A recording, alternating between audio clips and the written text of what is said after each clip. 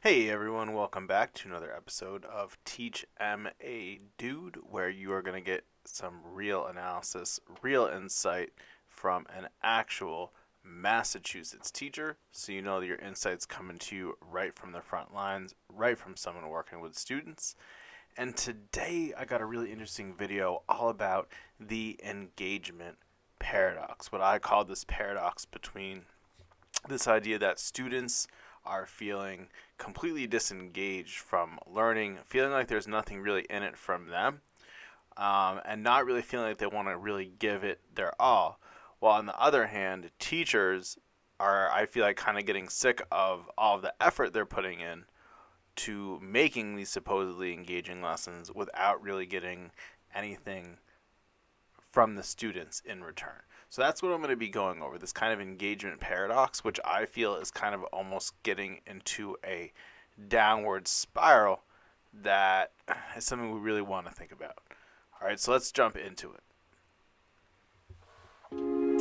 All right, so this is really interesting. So I guess my motivation to do this video and to kind of share this came from what I kind of overheard the other day, and that was this idea of these students saying, what's the point of doing this work? Like, we never do anything fun. Like, there's never any like lessons that I really find like engaging. And I don't know if they actually use the word engaging. I feel like students that I work with are like, able to kind of use that vocabulary. But it's kind of this whole idea that the student just felt like they do the same repetitive, boring nonsense in their class, and it's like not something that they're actually genuinely interested in doing, and it's not something that they genuinely actually want to buy into. And so that's why there's like, why am I even doing this work? Like, what's the point of this work? Now, I think that, to be honest, it's actually really eye-opening that they would kind of have that perspective, because I feel like that's what so many teachers think about teaching right now, right? There's so many things that teachers are being asked to do that they feel is just like pointless nonsense, right? Whether that be, the new initiative of the day, taking on like another new, maybe, and I'm not saying it's bad, but there's always another acronym, right? There's always, one year we're going to do social emotional learning. Next year, there's going to be a big focus on diversity, equity, inclusion, belonging. Next year, there's going to be how are we going to infuse technology, right? It's this idea of constantly, you know, having these things that people need to do, but not really having people feel like there's like a real sense of purpose. So the kids don't really feel like we're giving that to them. And I think that's really valid. And I want to say that I don't think that there's anything wrong with the idea of saying, why am I going to engage in things that aren't of value to me? And I think that is an issue that we have to address. And I think that mostly goes towards the kids who struggle most, and who I found in my experiences tend to kind of not be taken into consideration so much. It's more kind of the kids who traditionally do well, right? And so, when you have folks who don't really feel like they have any buy-in, like they have anything in it for them, then you get into the situation where, you have this kind of loss of motivation. So that's what I can see on the one hand, and how that can be very frustrating. Now, on the other hand, you have to think about it from the teacher's perspective.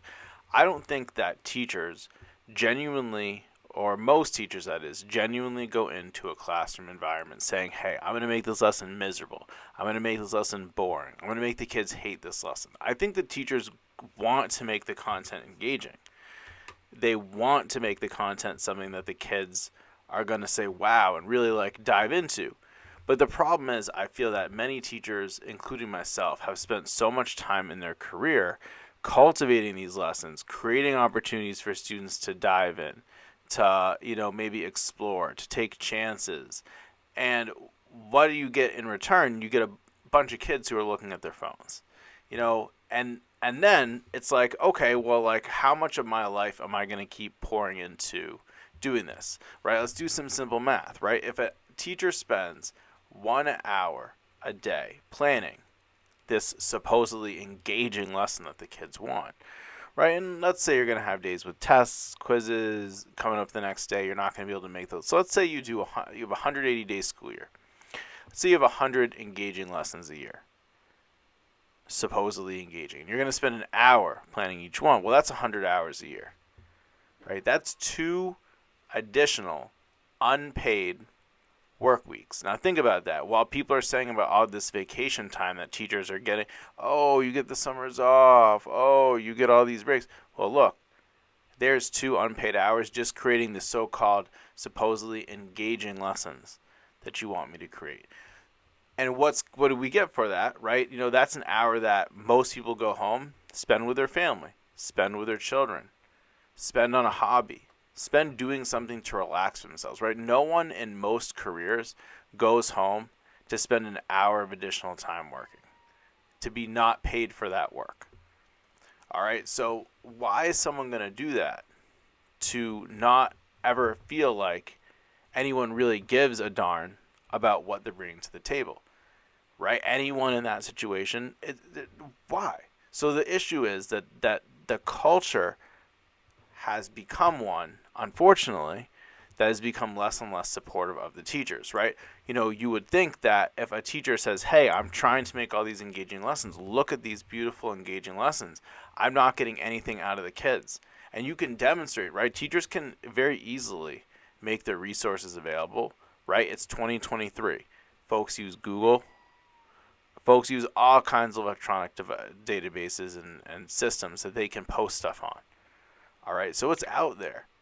But no one ever wants to really look at the other people who are involved in the learning. No one considers, well, what about the kids where there's no buy-in? Why is a teacher going to want to spend an hour or an hour and a half or 2 hours over and over and over again making these engaging lessons for kids who are, again, just going to sit on their phone, peck away at their phone, talk, smack with each other, not give the learning experience the respect, the attention that it deserves. And I will say that in my experience, this comes from a decade of experience in various educational settings, and as a student in different settings as well. I'm going to say, in my opinion, I think over time, over the past couple of decades, I think overall, across the board, standards have slid in this regard, where students don't feel that they need to give their academics the attention they deserve, where corner cutting is going on and so on. But I also think that it is somewhat, I've seen in different environments, different levels of overall engagement, of respect, etc. And unfortunately, it seems that there's not really an appetite from the people who really have the ability to make change, the people who hold the power, to do the things that are the right things to do, or the actual helpful things to do, or things that are going to benefit the kid. It's more kind of being political, kind of playing to what the parents want, kind of trying to appease the whole political nature of education.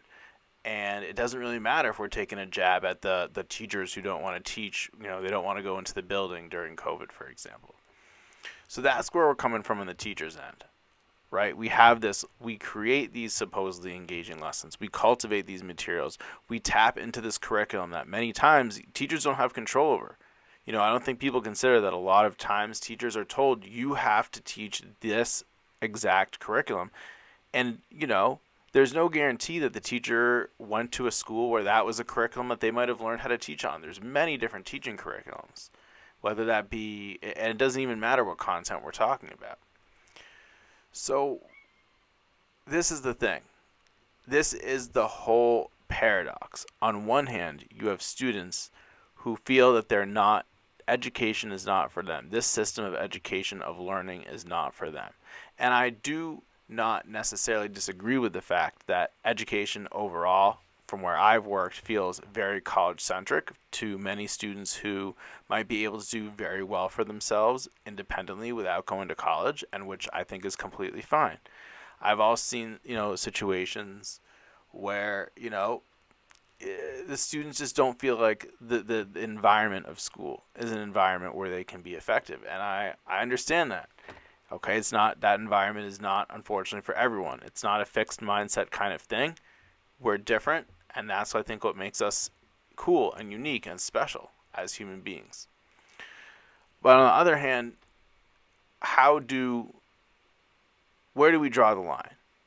How do we say, okay, so you don't find this engaging, but how does that square with your responsibility to make the people who come in every day and try to make this the best possible experience to have? Where's your responsibility to them, right?